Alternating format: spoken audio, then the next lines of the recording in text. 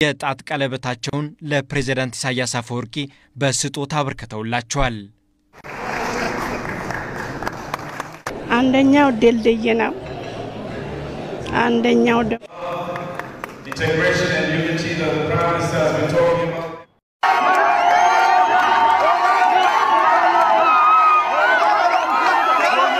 ይህ ከዓመታት በኋላ ለመጀመሪያ ጊዜ በኢትዮጵያ ምድርውን የሆነ ታሪካዊ ክስተት ላለፉት 20 ዓመታት በከፋ ጠላትነት እይታ ውስጥ የቆዩት ኢትዮጵያና ኤርትራ ለማመን በሚያዳግት ፍጥነት በአጭር ጊዜ ውስጥ እንዲሆነው ማየት ብዙሃኑን አስገርሟል፣ አስደምሟል።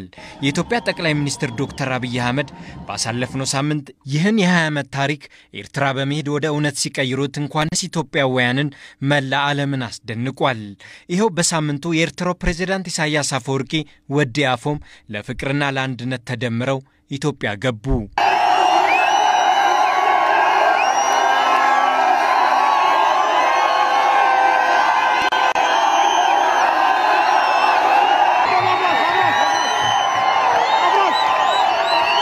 ኢትዮጵያና ኤርትራ የጀመሩት አዲስ ምዕራፍ ግንኙነት ከዚህም በላይ ልቆ እንዲቀጥል ሁሉም የሃይማኖት አባቶች ጸልየዋል። የኤርትራው ፕሬዝዳንት ኢሳያስ አፈወርቂ በኢትዮጵያ የተደረገላቸው ደማቅ አቀባበል ከጠበቁት በላይ እንደሆነባቸውና ከህዝቡና ከመሪዎች እውነተኛ የእርቅ ስሜት ማየታቸውን በብሔራዊ ቤተ መንግስት በተደረገላቸው የምሳ ግብዣ ላይ ተናግረዋል። ናባቂ አብልብና ደሎ ስሜት እንገልጽ አይንخيلنا በእውነቱ ከሆነ በልባችን ያለውን ለመግለጽ ይከብደናል። አሁን እየተደረገ ያለው ታሪክ ነው። የኤርትራ ህዝብ ፍቅር፣ የኤርትራ ህዝብ ፍላጎት እንዴት እንደነበር ምን ይመስል እንደነበር ዶክተር አብይ አስመራ በመጣበት ወቅት አሳይቷል። ከዚህ በኋላ ፕሬዝዳንት ኢሳያስ አፈወርቂ ኢትዮጵያና ኤርትራን የሚለያቸው ነገር የለም። ህዝብ ኤርትራን ህዝብ ኢትዮጵያን ክልተ ህዝብ ይብሉ ተዛረብ ዳር ሄጂ ነተሐቅ ዘይፈልጥ ከዚህ በኋላ የኢትዮጵያና ኤርትራ ህዝብ ለየብቻቸው ናቸው ብሎ የሚያስብ ካለ ሐቅ የማያውቅ ሞኝ ነው። ነገም ከነገ ወዲያም ኢትዮጵያና ኤርትራ ወደፊት እንደሚራመዱ ተስፋዬ ነው። ከዚህ በላይ ስሜቴን መግለጽ አልችልም። ስለተደረገልን አቀባበል እናመሰግናለን። ጠቅላይ ሚኒስትር ዶክተር አብይ አህመድ የሰዓሊ ለማጉያ የጥበብ ሥራ የሆነውን የፕሬዝዳንት ኢሳያስ አፈወርቂን ምስል በስጦታ አበርክተውላቸዋል። በተመሳሳይ የኦሮሚያ ክልል ርዕሰ መስተዳደር አቶ ለማ መገርሳም የፈረስ ጋሻና የጦር ስጦታ ሲያበረክቱ፣ አንዲት እናት ደግሞ የጣት ቀለበታቸውን ለፕሬዝዳንት ኢሳያስ አፈወርቂ በስጦታ አበርክተውላቸዋል። አንደኛው ድልድይ ነው። አንደኛው ደግሞ ባልና ሚስቶች ተጋብተው ቀለበታቸው ፈርሷል። ልጅ እናት አጥቷል። አባት ዋይ ያለ ልጅ ያለም ኤርትራ ቀርቶ ነበር። ዛሬ አንድ ሆነን ተገናኝተናል። መስከረም ሲጸባ ደግሞ ምጽዋን እናያለን። እነሱም ወደ ኢትዮጵያ ይመጣሉ። በጣም ደስ ብሎኛል። ከልብ ነው ማመሰግናችሁ። የኢትዮጵያን ህዝብ በጣም ነው ማከብረው፣ በጣም ነው ማመሰግነው። Integration and unity that the Prime Minister has been talking about. በኢትዮጵያና ኤርትራ መካከል እየተደረገ ያለው ግንኙነት የሁለቱን ሀገራት ህዝቦች በኢኮኖሚና በማህበራዊ ጉዳዮች ተጠቃሚ እንደሚያደርግ የመቀለ ነዋሪዎች ተናግረዋል። የኤርትራው ፕሬዝዳንት ኢሳያስ አፈወርቂም በኢትዮጵያ የሚያደርጉት ጉብኝትም የሁለቱን ሀገራት ህዝቦች ግንኙነት የበለጠ እንደሚያጠናክረው ነው ነዋሪዎቹ አስተያየታቸውን የነገሩን። የመቀለ ነዋሪዎችን አስተያየት ያሰባሰበው ገብረ እግዚአብሔር ኃይሉ እንደሚከተለው ልኮልናል። ተከታትለን እንመለሳለን። እኔ የሚሰማኝ ጠብቀው ነበር። መምጣታቸው ጥሩ ፋይዳ አለው። ምክንያቱም ሁለት ህዝቦች ቢያንስ የ20 ዓመት ልዩነት አላቸው ሰላም ሳይኖር ነው። አሁን ግን ሰላም በመፈጠሩ አሁን ያለኝ ደስታ ልነግርህ አልችልም። ውስጤ በጣም ደስ ይለኛል። በኢኮኖሚ ይሁን በሁሉም ነገር ጥሩ ግንኙነት ይኖራል ብዬ ገምታለሁ። ምክንያቱም እዛ ተወልጄ ነው ያደኩት። እዛ ያለው ህዝብ አውቀዋለሁ ከማንም በላይ። በአሁን ሰዓት እኔ ልክ ዜናው ሲሰማው የነበረኝ ደስታ ልነግርህ አልችልም። ምክንያቱም እዛ የነበርኩበት ነው የመሰለኝ። የኢትዮጵያ ህዝብ እንደምታውቀው እንግዳ ተቀባይ ነው። የትም ቦታው የሚሆን አቶ ኢሳያስ አፈወርቂ ፕሬዝዳንት ኢሳያስ አፈወርቂ መምጣታቸው ሳይሆን ከሌላም የሚመጣው እናስተናግዳለን። አባታችን ማለት ይችላል ያደኩበት ሀገር ነው። እዚህ መጥቶ ደግሞ ጥሩ ጉብኝት እንደሚያደርጉ አምናለሁ። አዎ ባለፈው ዶክተር አብይ አስመራ ሲገቡ ራሱ ማመን አልቻልኩም። አጋጣሚ ስራ ላይ ያለው ነው ሰው ደውሎ ዶክተር አብይ አስመራ ገብተው አቀባበል እየተደረገለት መሆኑን ነገሩኝ። እጄ ቴሌቪዥን ሳይ በቃ የህዝቡ አቀባበል ራሱ በጣም ነው የገረመኝ።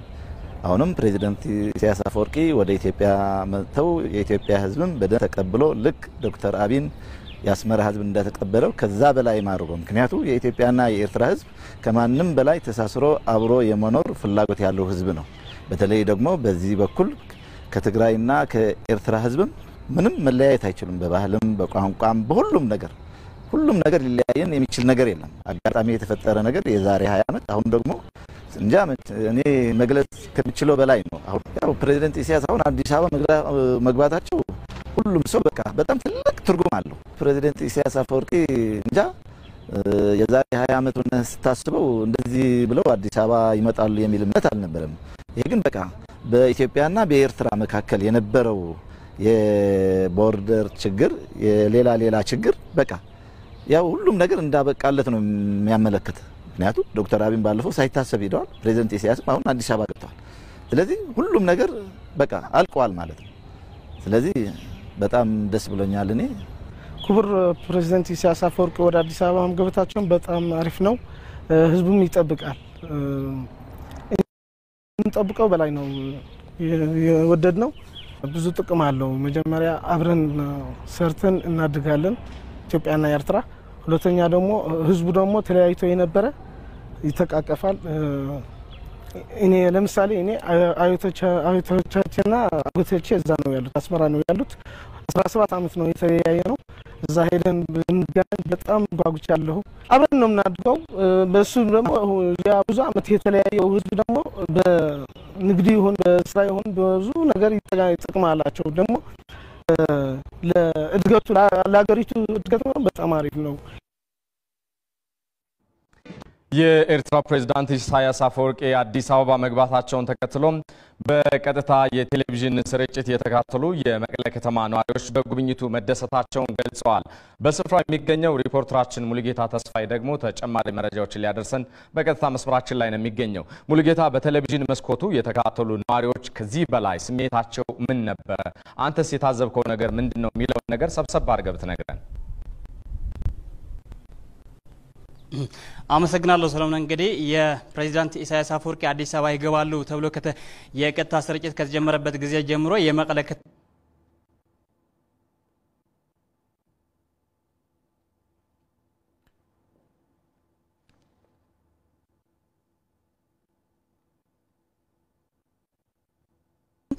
በጥልቅ ስሜትና በደስታ ነበር ሲከታተሉ ያገኘናቸው እነዚህ ነዋሪዎች ማለት ነው። በቴሌቪዥን መስኮት ሲከታተሉ ተዛውረንም ነዋሪዎች ለማናገር ሞክረን ነበረ። በሁኔታ በጣም ደስተኛ መሆናቸው ነበረ የገለጹልን ማለት ነው።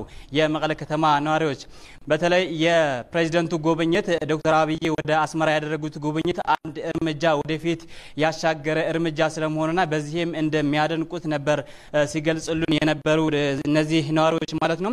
ፕሬዝዳንት ኢሳያስ ወደ ኢትዮጵያ መምጣታቸው ትልቅ ትርጉም የሚሰጠውና ዘርፈ ብዙ ጥቅም ያለው ካሁን በፊት የነበሩ ወደ 20 ዓመታት ገደማ ሊደፈሩ የማይመስሉ ነገሮችን አሁን እየተደፈሩ ስለመሆናቸው አበረታች እርምጃ እየተወሰደ ስለመሆኑ አመላካች መሆኑን ነው የገለጹልን እነዚህ ነዋሪዎች ማለት ነው። ከዚህ ባለፈ የተለያዩ ጥቅሞች አሉት። እነዚህ የሁለቱ መንግስታት መቀራረብና እንደዚህም ከአንዱ ሀገር ወደ ሌላው ሀገር ጉብኝት ማድረግ የራሱ የሆነ ዘርፈ ብዙ ጥቅም አለው። ከዚህም በዋናነት የህዝቦቹ ለ20 ዓመታት የነበረው መላየት ያቀራርባል። ከዛ ባለፈ ደግሞ በኢኮኖሚው ረገድም ትልቅ ፋይዳ ይኖረዋል። አብሮ ከማደግ አብሮ ከመበልጸግ አንፃር የራሱ የሆነ ድርሻ ይኖረዋል። የቀጠናው ሰላም ከማረጋገጥም እንደዚሁ ትልቅ ድርሻ እንደሚኖር ነው የገለጹልን። በተለይ እነዚህ ሁለቱም ሀገራት በወሳኝ በሚባል የዓለም ቀጠና በዚህ በምስራቅ አፍሪካ የሚገኙ ከመሆናቸው ጋር ተያይዞ የአካባቢው ሰላም ከማስከበርና ጥሩ ሰላም ከማምጣት አንፃርም ደህንነት ከማረጋገጥ አንፃርም የነዚህ ሀገራት ሰላም መሆን የራሱ የሆነ ድርሻ እንደሚኖር ነው የገለጹልን። እነዚህ ህዝቦች ለ20 ዓመታት ያመለጧቸው በርካታ እድሎች አሉ። ከአሁን በኋላ ደግሞ እነዚህ እድሎች ሊያመልጡ አይገባም። እነዚህ እድሎች መመለስ አለብን የሚል ነገርም አንስተውልኛል ማለት ነው።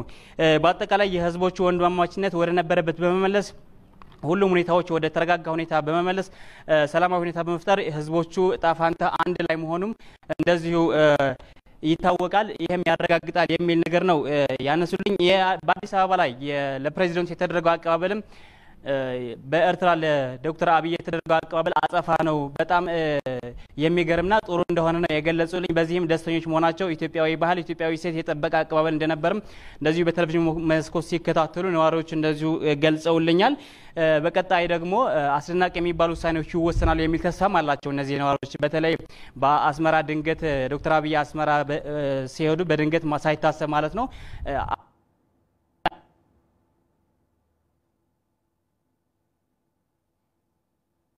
በዚህ በአዲስ አበባ እንደዚህ አይነት ነገር ይኖራል የሚል ነገርም ተነስቷል ማለት ነው። ሙልጌታ አመሰግናለሁ።